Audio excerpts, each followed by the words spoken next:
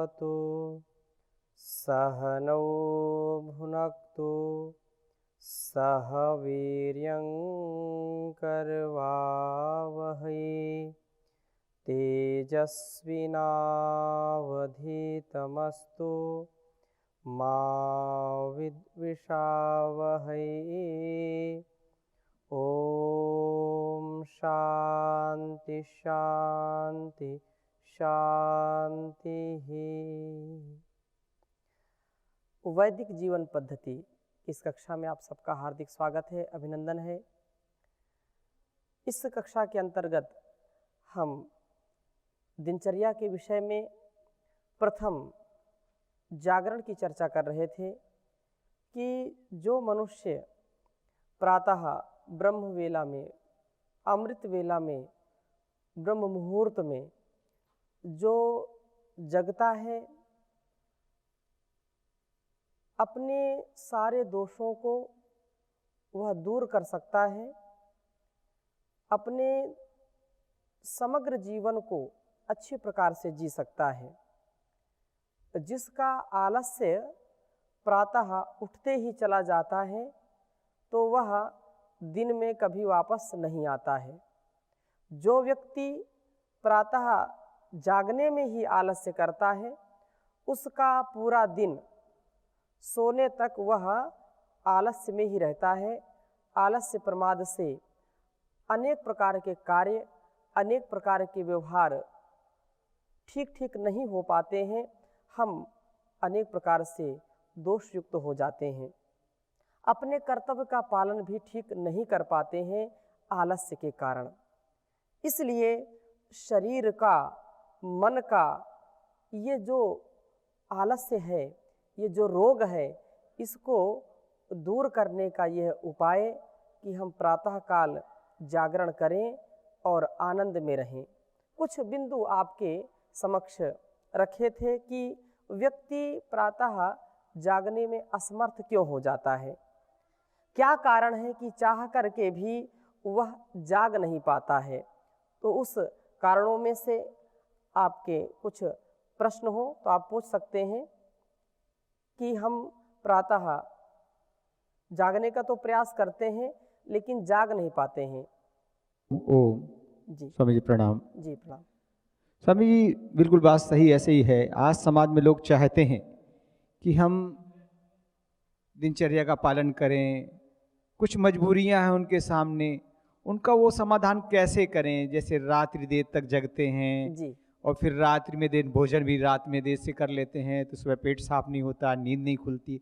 चाहे कर भी, जैसे आज विद्यार्थियों में देखा जाता है, जी वो विद्यार्थी 12-12 बजे रात तक पढ़ते रहते, 2 बजे रात तक पढ़ते थे। जब हमारे जागने का समय होता है वैदिक परंपरा में, तब लोग सोना प्रारंभ करते। जी। ये बहुत बड़ी समस्या है। इसका कैसे निदान कर सकते हैं कि उनका जागरण अच्छा हो जाए, इसके बारे में थोड़ा सा बताएं तो अच्छा रहेगा। जैसा कि आपने स्वयं स्वीकार किया कि एक तो अधिक रात्रि तक जागना, जाग करके वो पढ़ाई करते हैं, अथवा कोई व्यक्ति दिन में यदि अधिक सो लेता है, दिन में वह अधिक विश्राम करता है तो रात्रि में उसको नींद समय से नहीं आएगी, और जब समय से नींद नहीं आएगी तो उसको खुराफात सूझेगी। या तो वो कुछ ठीक कार्य करेगा तो भी वो उचित नहीं है स्वास्थ्य के लिए, क्योंकि रात्रि तो सोने के लिए बनाई गई है, वह रात्रि में सोता नहीं है। और आजकल युवाओं की जहां आपने बात की, विद्यार्थियों की बात की, तो कुछ प्रतिशत विद्यार्थी तो समय का सदुपयोग करते हैं, पढ़ते हैं, नहीं तो अधिकतम युवक युवतियां भी उसमें हैं कि आजकल के जो ऐसे व्यवस्था है, कंप्यूटर या फेसबुक, मोबाइल्स आदि का प्रयोग ज़्यादा करते हैं, तो वह सहज में उनका कोई पढ़ाई का भी कार्य नहीं होता है, उनका कोई विशेष प्रयोजन भी नहीं होता उससे, फिर भी वो रात्रि में मोबाइल का प्रयोग करते हैं। ऐसी कुछ चीज़ें देखते हैं जो नहीं देखने योग्य होती हैं, ऐसी फिल्मों का वो सेवन करते हैं जो उनके व्यक्तित्व को ठेस पहुंचा सकते हैं, उनके लिए घातक हो सकते हैं। फिर भी व्यक्ति की ऐसी प्रवृत्ति होती है कि इन का सदुपयोग करने के बजाय दुरुपयोग करते हैं।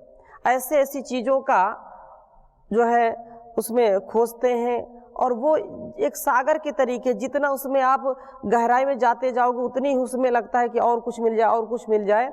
ऐसा ये बीमारी एक प्रकार की है रात्रि में मोबाइल चलाना। ये बहुत ही घातक है। इससे मानसिक और शारीरिक रोग से हम बच नहीं सकते और प्रातः उठ भी नहीं सकते।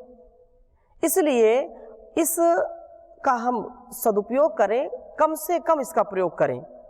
और आश्चर्य की बात यह है कि जिन संसाधनों का प्रयोग समय की बचत के लिए किया जाना चाहिए था, मोबाइल है या ऐसे यंत्र उपकरण है जिनको उपयोग हम करके समय का सदुपयोग करते हैं, समय की बचत करते हैं, परंतु आप ये देखेंगे कि अधिकतम समय इसी में नष्ट होता है लोगों का।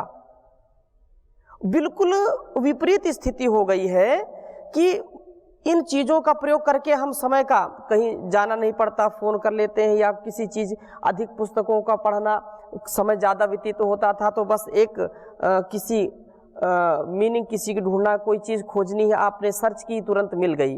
लेकिन ये तो समय का सदुपयोग हो जाता, इसलिए इसका प्रयोग किया गया था। लेकिन उसको लोगों ने मनोरंजन का साधन बना लिया। और मनोरंजन, ये जितनी वासनाएं हैं इनको आप जितना बढ़ाएंगे, जितने आप, चाहे वो गीत के माध्यम से, संगीत के माध्यम से लोगों को ज़्यादा उसमें रुचि आती है। गीत संगीत तो हमारे जीवन का अभिन्न अंग है।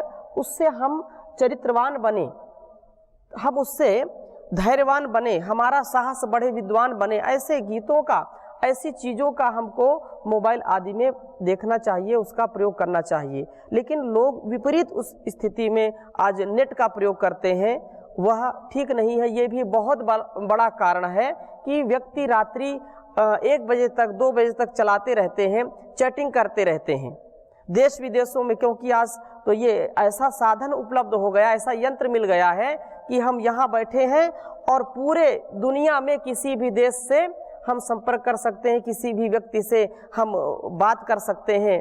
लोग वीडियो कॉलिंग करते हैं, ये अनेक प्रकार के आप इसमें ज़्यादा जानते हैं।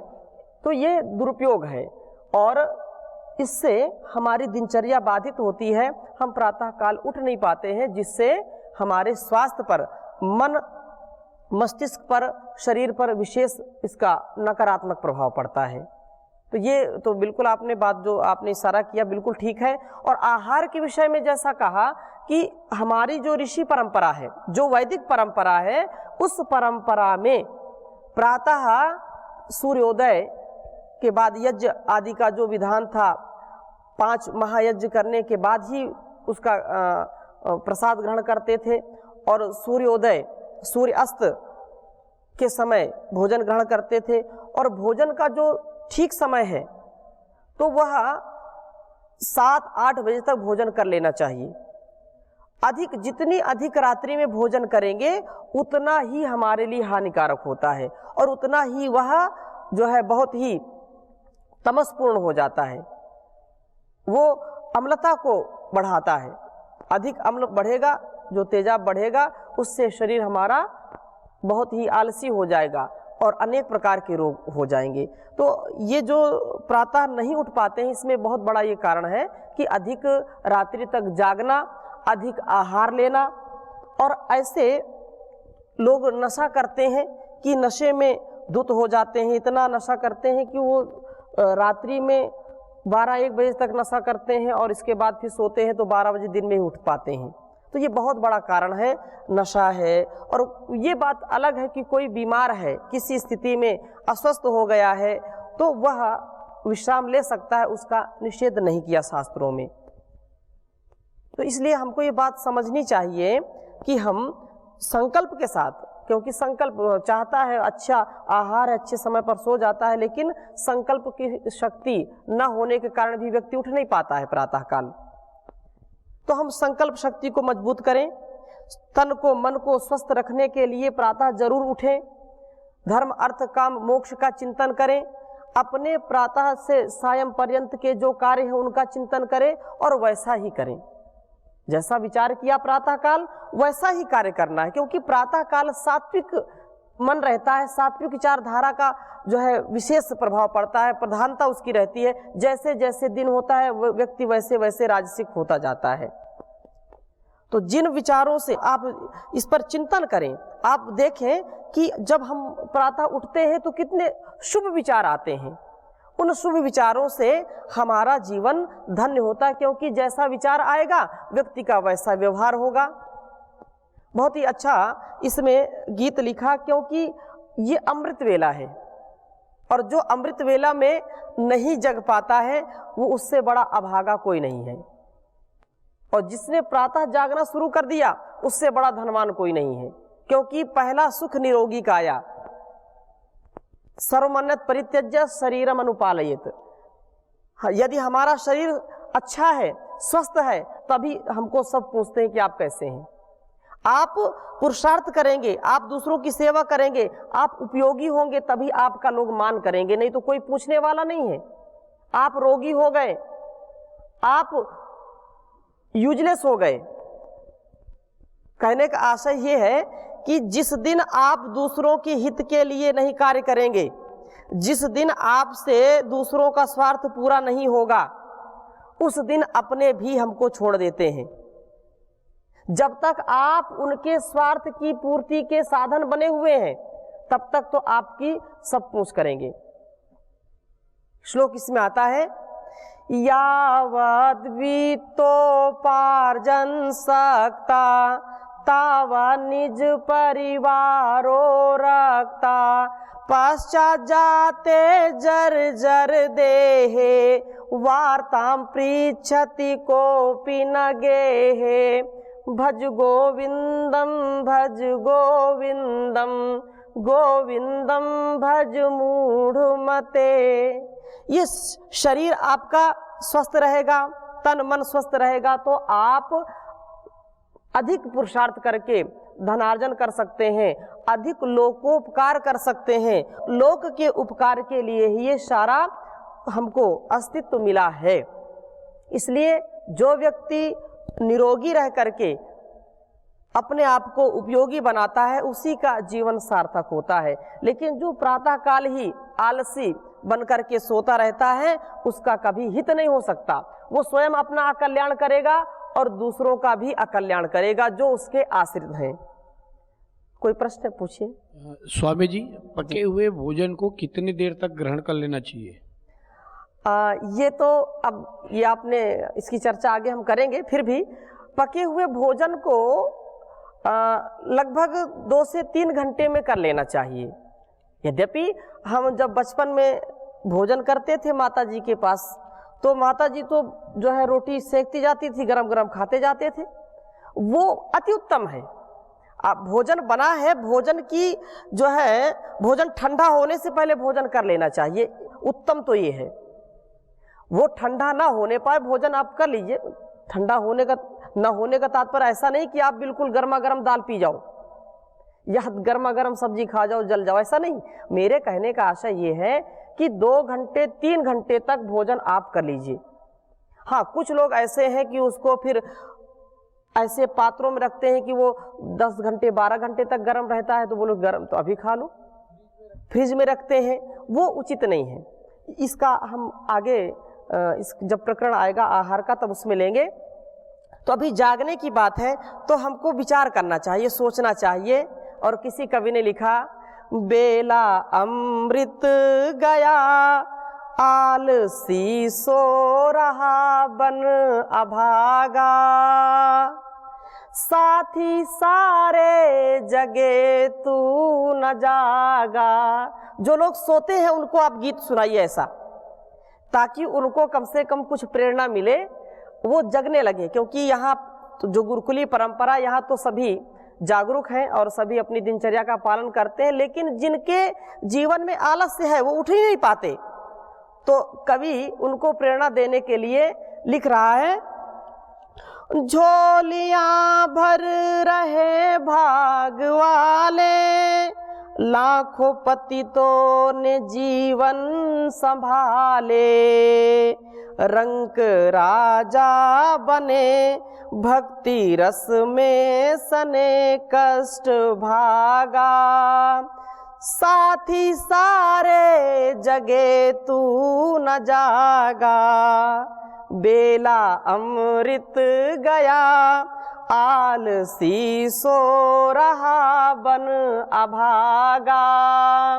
साथी सारे जगे तू न जागा। ऐसे प्रेरणा की गीत गाइए उनके साथ। कर्म उत्तम थे नर्तन जो पाया, आलसी बन के हीरा गवाया। कर्म उत्तम थे नर्तन जो पाया, आलसी बन के हीरा गवाया। सौदा घाटे का कर हाथ माथे पे धर रोने लागा। साथी सारे जगे तू न जागा, साथी सारे जगे तू न जागा। धर्म वेदों का देखा न भाला। आप वैदिक जीवन पद्धति पढ़ रहे हैं, सुन रहे हैं, तो धर्म क्या है? वेदानुकूल आचरण ही धर्म है। धर्म वेदों का देखा न भाला, बेला अमृत गया ना संभाला। उल्टी हो गई मति करके अपनी क्षति चोला त्यागा। साथी सारे जगे तू न जागा, बेला अमृत गया आलसी सो रहा बन अभागा। साथी सारे जगे तू न जागा। और अंतिम बात क्या कही? देश अब भी न तूने विचारा। जिनकी आदत ठीक नहीं है, अभ्यास ठीक नहीं है, यदि आप सोते रहे आलसी बन करके, अपने जीवन की क्षति करेंगे, राष्ट्र की भी क्षति होगी। इसलिए विचारो और जागना शुरू कर दो, क्योंकि परम पूज्य स्वामी जी महाराज ने योग धर्म अपना करके राष्ट्र धर्म अपनाया है, करोड़ों करोड़ों लोगों को जगाया है। पूरी दुनिया में आज योग के माध्यम से कम लोग जगना शुरू हो गए हैं, लेकिन फिर भी कुछ लोग सोते हैं। तो उनके लिए ये बात है, देश अब भी न तूने विचारा, सिर से ऋषियों का ऋण ना उतारा।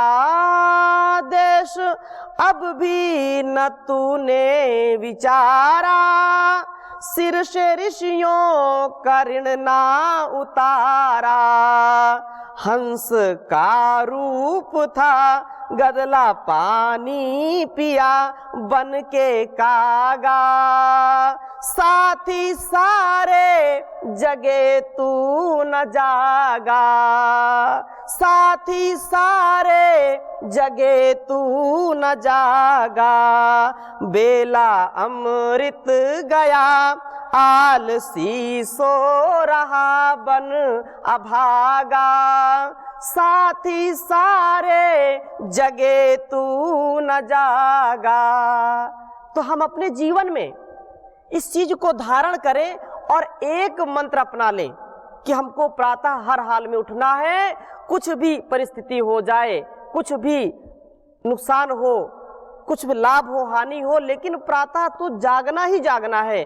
ऐसी स्थिति में व्यक्ति का उत्कर्ष होगा और उसके जो पतित करने वाले स्वभाव हैं, जो गुण हैं, अवगुण हैं, वो उनका भी धीरे धीरे शमन हो जाएगा।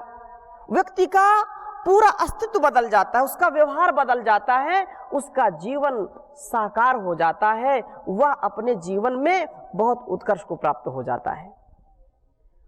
तो फिर प्रातः जाग करके सर्वप्रथम क्या करना चाहिए, इस क्रम को आगे बढ़ाते हैं।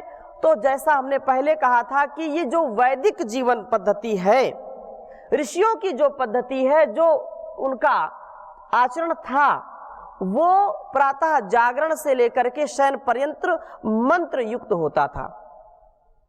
शयन पर्यंत वो एक विचारधारा से, वैदिक विचारधारा से ओतप्रोत रहते थे और अपने जीवन को उत्कर्ष की ओर ले जाते थे।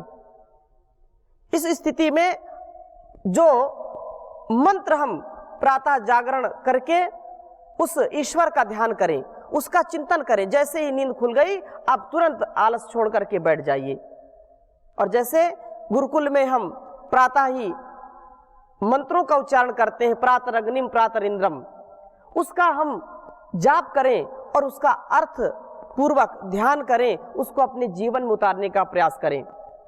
पुनः जो वैदिक चैनल के दर्शक हैं उनके लिए मैं लिख रहा हूं, इसका उच्चारण भी करेंगे, क्योंकि ये हमारे जीवन का जो लक्ष्य है उसको प्राप्त करने के लिए हमारे अंदर कृतज्ञता का भाव, समरसता का भाव अवश्य होना चाहिए। प्रातरग्निम,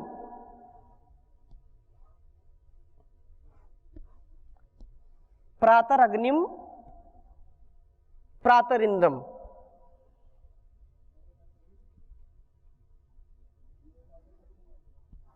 प्रातरग्निम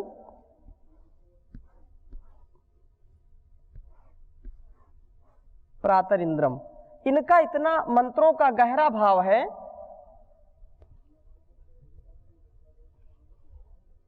हवा महे,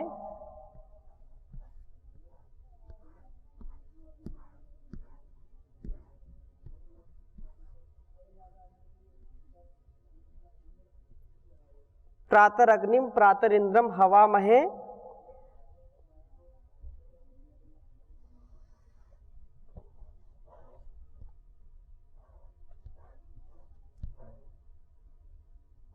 प्रातर्मित्रा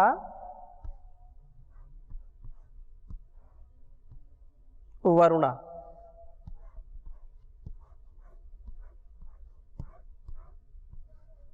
प्रातर्मित्रा वरुणा प्रातरश्विना।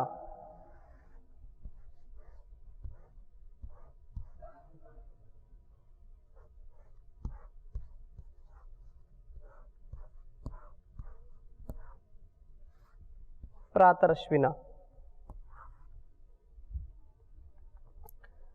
प्रातर्भगम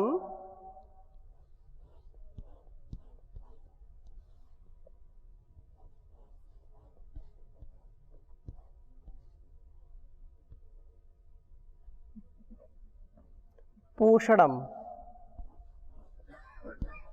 प्रातर्भगम पूषणम ब्रह्मणस्पतिम।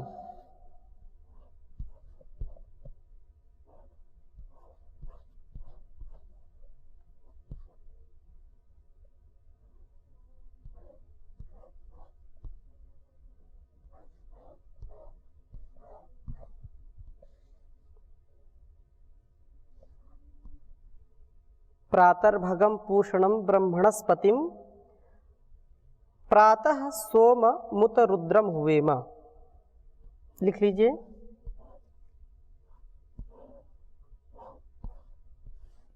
प्रातः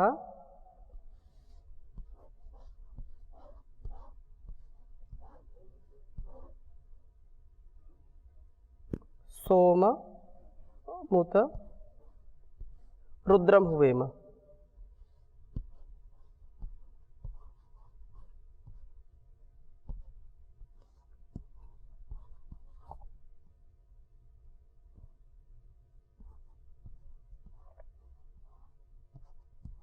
ये पहला मंत्र है। 5 मंत्रों से हम ओतप्रोत होकर के प्रातः जागरण करते हैं। एक बार मेरे साथ उच्चारण करेंगे।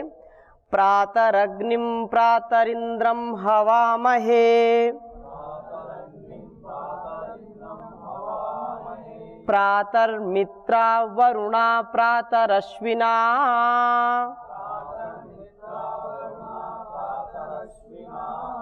प्रातर्भगम पूषणम ब्रह्मणस्पतिम,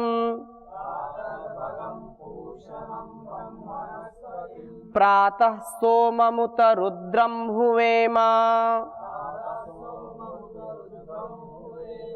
ये जो वैदिक प्रार्थना है, ऋग्वेद के ये जो मंत्र हमको अच्छे विचारों से उत्पोत कर रहे हैं, उस परमात्मा के प्रति कृतज्ञता का भाव हमारे अंदर आए, इनके अर्थों को हम जानें और जान करके वैसा जीने का प्रयास करें। तो सबसे पहले कहा प्रातः अग्निम, ध्यान दीजिए, वह विद्वान ऋषि मुनियों ने जो जीवन जिया है वो हमारे लिए उपदेश कर रहे हैं परमात्मा की ओर से। परमात्मा साक्षात हमको ये कह रहा है कि जैसे जो विद्वान धार्मिक पुरुषों ने, ऋषि मुनियों ने जैसा जीवन जिया है वैसा आपको करना है। तो कह रहे हैं कि हे स्त्री पुरुषों, जैसे हम विद्वान उपदेशक लोग प्रातः, इस प्रातः काल में, प्रभात वेला में अग्निम, प्रातः अग्निम, प्रातर अग्निम, प्रातः अग्निम, उस अग्नि स्वरूप को, उस तेजस्वी प्रकाश स्वरूप परमात्मा को, इंद्रम, इंद्र को, परम ऐश्वर्य, यदि परम ऐश्वर्य, परम ऐश्वर्य के दाता परमेश्वर को मित्रा वरुणा प्राण उदान के समान प्रिय और जो सर्वशक्तिमान अश्विना सूर्य चंद्र, अश्विना सूर्य चंद्र जिसने उत्पन्न किया है, उस परमात्मा की हवा महे स्तुति करते हैं। और प्रातः फिर आया प्रातः भगम, प्रातः भगम पूषणम, जो भग है, भग ऐश्वर्य, भजनीय, जो सेवनीय है, ऐश्वर्य युक्त परमात्मा है, उसका पूषणम, पुष्टिकर्ता परमात्मा को, ब्रह्मणस्पतिम, अपने उपासक वेद और ब्रह्मांड के पालक, उस पालनहारे परमात्मा को, सोमम, जो अंतर्यामी है, प्रेरक है, जो उत, और रुद्रम, पापियों को रुलाने वाला है, पापियों को रुलाता है, पापियों को दंड देता है। ऐसे उस परमात्मा को जो सर्वरोग नाशक है, जगदीश्वर की हुएम, हम उसकी स्तुति प्रार्थना करते हैं। वैसे प्रातः समय में तुम लोग भी किया करो, क्योंकि ये जो भी नाम यहाँ पर हैं ये सब ईश्वर के नाम हैं और एक एक नाम में असीम सामर्थ्य छिपा हुआ है। जैसे पहले ये कहा यहाँ पर प्रातः अग्निम, इस प्रातः काल की वेला में ब्रह्म मुहूर्त में हम अग्निम, अग्नि को जो है आह्वान करते हैं, उसको अपने अंग संग पूरे दिनचर्या में साक्षी मान करके आगे बढ़ना चाहते हैं। हम उसकी प्रातः उठते ही उसकी उपासना करते हैं, उसकी प्रार्थना करते हैं। तो अग्निम कहा, अग्निम, अग्नि शब्द का वेदों में बहुत बार प्रयोग हुआ है। तो अग्नि के विषय में थोड़ी सी चर्चा और करेंगे और इस मंत्र का क्या भावार्थ है इस पर भी चर्चा करेंगे। आज यहीं तक, शेष चर्चा अगले भाग में। ओम शांति शांति शांति।